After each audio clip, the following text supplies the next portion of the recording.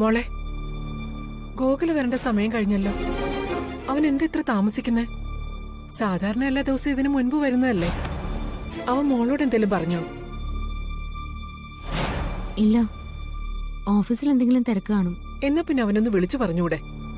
അല്ലാതെ ബാക്കിയുള്ളവരിങ്ങനെ തീരെയിരിക്കണോ? അമ്മ എന്തിനെങ്ങനെ ടെൻഷൻ അടിക്കുന്നത്? ഗോകുല് ചെറിയ കുട്ടിയൊന്നും അല്ലല്ലോ.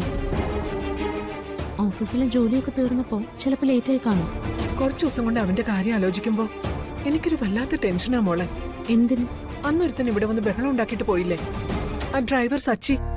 ആ പ്രശ്നമൊക്കെ അന്നത്തോടെ തീർന്നില്ലേ? ഭ്രാന്ത് പിടിച്ചൊരുത്തനാ അവൻ. സച്ചേട്ടൻ ഗോകുലിന് എന്തെങ്കിലും ചെയ്യുമെന്ന് അമ്മയ്ക്ക് നല്ല ഭയമുണ്ട്.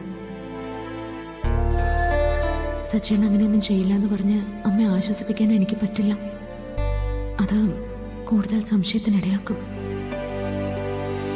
മോൾ എന്താ ആലോചിക്കുന്നത്? അമ്മ പേടിക്കണ്ട, അങ്ങനെ ഒന്നും സംഭവിക്കില്ല. മോള് ഗോകുലിനെ ഒന്ന് വിളിച്ചു നോക്ക്. ഞാൻ നേരത്തെ വിളിച്ചിട്ട് എടുത്തില്ല.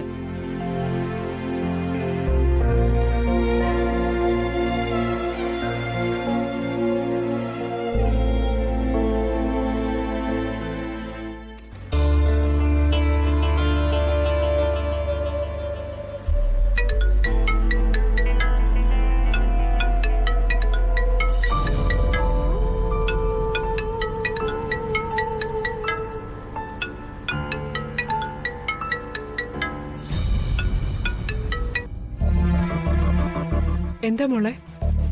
ഫോൺ ബെല്ലടിക്കുന്നുണ്ട്, പക്ഷെ എടുക്കുന്നില്ല.